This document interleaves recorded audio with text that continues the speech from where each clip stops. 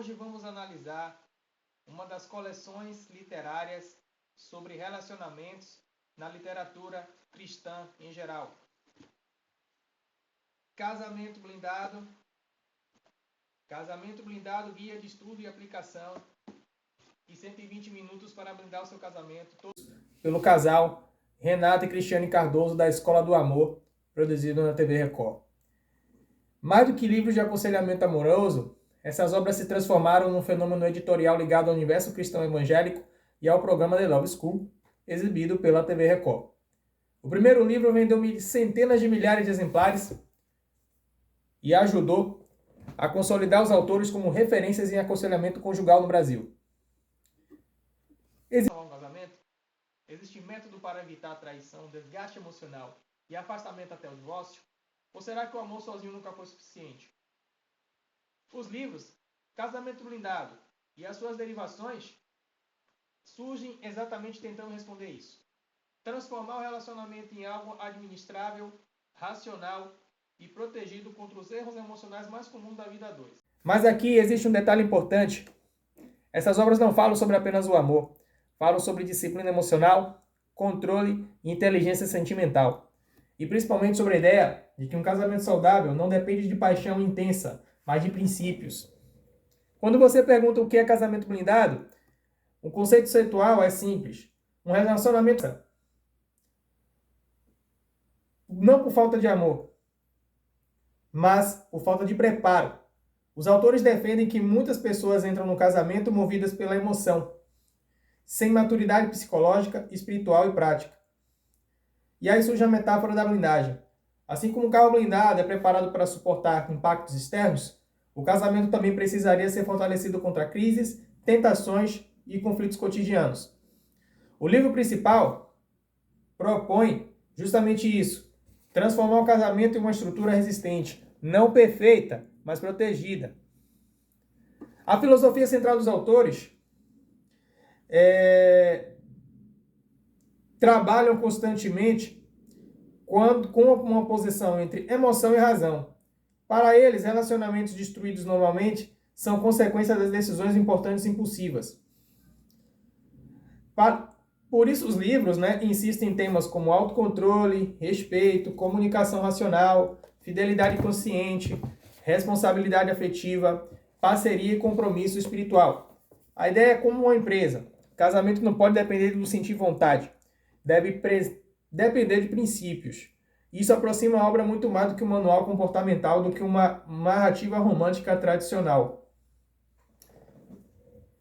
O tom dos livros, que é uma característica muito forte, é direto. Eles evitam linguagem excessivamente acadêmica, não fazem rodeios. É um estilo popular, acessível e extremamente pragmático. Uma limitação desses livros é que, por exemplo, em Blindado, que é o best-seller dos autores, é que o Casamento Blindado, eles vêm com literalmente um manual, dizendo assim, o que é sim, o que pode e o que não pode fazer no casamento, né? E desconsidera que são N casamentos aí para diversos leitores aí, potenciais sociedades que vão casar e que já vivem num certo casamento com histórias muito diversificadas. Então, essa alimentação possível possa ser que mesmo quando você tente manualizar, são vários casamentos contextualizados, são várias histórias diferentes que você está colocando aqui. Mas isso não deixa de explicar com enorme sucesso comercial do livro. Eles escrevem como conselheiros próximos do leitor, não como psicólogos distantes. É uma leitura que eles vão estruturar em exemplos cotidianos, erros comuns que os casais cometem, perguntas reflexivas, exercícios práticos e pequenas mudanças comportamentais. Esse formato vai tornar o conteúdo altamente consumível, especialmente para leitores que normalmente não leem livros longos sobre relacionamento. Dentre os 3 títulos, acredito eu que este aqui é o mais prático. Ele vai trazer uma proposta, umas orientações muito rápidas, capazes de gerar impacto e imediato na convivência conjugal. Ele nasceu das partidas das lições do quadro Minuto do Casamento exibido na televisão, né? Na Escola do Amor. A lógica aqui é interessante. Eles defendem que grandes crises muitas vezes começam com pequenas atitudes que a gente negligencia. Eles apostam em microcorreções diárias. Tom de voz, orgulho, silêncio excessivo, falta de atenção, ironias, comparações, egoísmo, ausência de diálogo. Isso o livro vai trabalhar muito com a ideia de que o minuto pode mudar a relação. Isso conversa diretamente com a vida moderna. Olha, casais cansados, ocupados e emocionalmente desgastados. Agora esse aqui, ele não é leitura, é interação. Aqui tem questões, tem jogo de caça-palavras, tem perguntas abertas para você, para o leitor, né, escrever. Eles vão transformar os princípios do primeiro livro em como se fosse um exercício mesmo, questionários, atividades práticas para o casal se aplicar no cotidiano. Ou seja, aqui é como se fosse a teoria, aqui é a prática. E aqui aparece um aspecto importante. A coleção inteira vai trabalhar fortemente com participação ativa. Ela não vai querer informar a você, mas ela quer modificar comportamento. É uma proposta literal de modificação do comportamento para melhorar a sua vida conjugal. E isso ajuda a explicar porque muitos leitores enxergam esses livros mais como ferramentas de terapia do que apenas como obras de autoajuda. A comunicação, né, com os temas que eles mais batem, é o principal eixo dessa coleção. Eles vão constantemente alertar que muitos casamentos acabam não por falta de amor, mas por falhas comunicacionais. Eles são contra sarcasmo, silêncio punitivo, agressividade, orgulho e a incapacidade do ouvir. Outro tema que eles batem é a questão da fidelidade. Os livros tratam traição como apenas não como um ato físico, mas como um processo gradual. Eles falam sobre negligência emocional, distância afetiva, carência e vulnerabilidade emocional. Existe uma forte preocupação para ensinar a prevenção, não como apenas reparar. Outro tema que eles batem também nessa coleção é a questão da intimidade, que é a importância da conexão emocional física, mas sempre dentro de uma visão conservadora e cristã do casamento. Eles são evangélicos, afinal de contas. A intimidade é tratada como elemento de fortalecimento conjugal e não apenas desejo. A espiritualidade é um ponto essencial. Apesar do tom motivacional, os livros são profundamente influenciados pela visão cristã, é claro, evangélica. Muitos princípios são constituídos como fé, disciplina espiritual, compromisso moral e valores bíblicos. Isso agrada fortemente leitores religiosos, mas também gera crítica de quem considera a abordagem excessivamente normativa. Veja bem, a abordagem desses livros eles começam já com uma aproximação bem mais popular, bem mais tranquila. Quando eles acreditam que finalmente já está conseguindo segurar o leitor, é aí que eles começam a trazer a questão da espiritualidade, trazer o chamado vender o seu peixe, para esses pares aqui que estão consumindo o produto deles. Creio que isso aqui é uma outra limitação que esses livros aqui têm. Né? Eles já colocam a questão da fé, já colocam da espiritualidade, que nada contra também, eu acho isso importante, mas isso pode ser uma limitação para aqueles que não carecem da mesma crença que eles têm.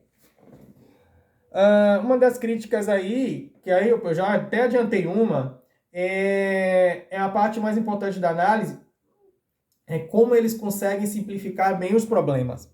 Mas isso é muito comum em muitos livros de autoajuda. Alguns críticos afirmam que os autores, que as questões conjugais são muito complexas. Abuso emocional, depressão, incompatibilidade profunda, trauma e relação tóxica, às vezes recebem soluções muito comportamentais moralistas. Ou então, nenhuma dessas coleções aqui podem estar levando isso em consideração. Outra crítica é a ênfase exagerada no esforço individual. Há leitores que sentem que a coleção coloca peso excessivo sobre o casal fazer funcionar. Isso pode gerar culpa em relacionamentos já que se acabaram, que se destruíram. Nem todo casamento pode ser salvo apenas com esforço. E essa é uma crítica muito decorrente na coleção do Eduardo e Cristiane Cardoso, porque ele não está considerando casamentos já praticamente destruídos ou que acabaram ou que se acabaram antes de efetivamente executarem o divórcio. A outra limitação, que essa daqui é a mais, creio eu, que é a mais crítica de todas, é a visão tradicional de gênero, masculino e feminino. é a visão tradicional sobre papel masculino e papel feminino. Eles estão defendendo parceria. Alguns leitores enxergam traços conservadores na dinâmica proposta para homem e mulher do casamento, como o homem deve se portar e como a mulher deve se portar. Ou seja, ele está fechando somente esse público. Mas mesmo assim, por que esses livros fazem tanto sucesso? Porque eles oferecem algo que muita gente procura: clareza. Em tempo de relação líquida, instabilidade emocional, desgaste afetivo, a coleção vende uma sensação de um certo direcionamento. Ela organiza o caos no emocional e faz isso com uma linguagem simples, objetiva e prática. Além disso, os autores falam diretamente para os casais comuns, não para especialistas. Isso vai criar uma identificação muito imediata. Por fim, essa coleção do Casamento Blindado, que você vê aqui em tela, eles funcionam como uma mistura de autoajuda emocional, ao mesmo tempo um aconselhamento cristão, um manual comportamental e uma terapia prática de casal. Eles não têm nada de profundidade acadêmica e nem pretendem ser. A força deles está justamente na simplicidade e na sua aplicação. Para alguns leitores, isso é libertador. Para outros, uma coisa mais simples, para uma coisa inegável, né? A coleção conseguiu ocupar um espaço gigantesco no mercado editorial brasileiro, porque fala sobre uma das maiores dores humanas, o medo de perder quem se ama.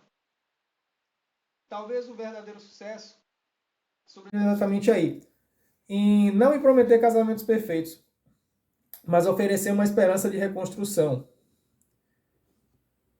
E se você gostou desse vídeo, deixe seu like, compartilhe muito, ative as notificações e também, reitero, não deixe de se inscrever no nosso canal. Até o próximo vídeo.